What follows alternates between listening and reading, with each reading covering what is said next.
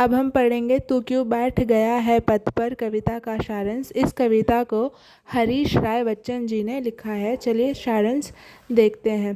प्रस्तुत कविता प्रेरणात्मक कविता है। इससे जीवन में निराश नहीं होने की प्रेरणा मिलता है।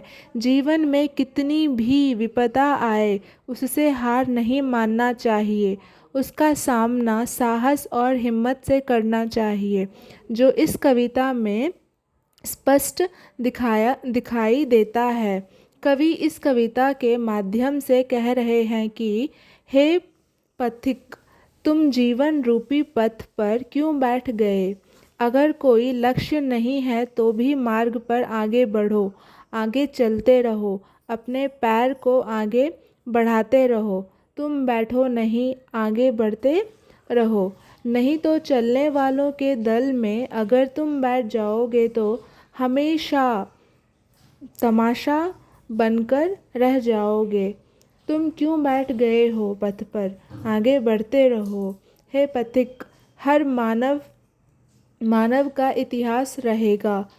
दुख खुद इतिहास तुम्हें पुकारेगा, पुकार पुकार कर तुम्हें कहेगा। इसीलिए जीवन रूपी राह में आगे बढ़ते चलो। ये निश्चित है कि जो धरती पर आया है उसे जाना ही है, तो फिर क्यों बैठता है? इस जीवन के पथ पर आगे बढ़ते रहो। बैठने से कोई लाभ नहीं है। अगर तुम निराश होकर जीवन की राह में रुक गए तो जीवित होकर भी मरे के समान दिखाई दोगे। कवि फिर पथिक के मनोबल को बढ़ाते हुए कहते हैं कि मेरी इच्छा है कि मैं अपने चिता तक भी अपने पैरों से चलकर जाऊं, अर्थात मरते मरते भी निराश ना होऊं, आशावादी बना रहूं, अर्थात आशा के साथ बढ़ते रहना चाहिए। इस प्रकार कवि अपने कविता के माध्यम से जीवन के पथ पर आगे बढ़ने की प्रेरणा दे रहे हैं। इस कविता में नकारात्मक सोच को छोड़ सकारात्मक बना रहे हैं।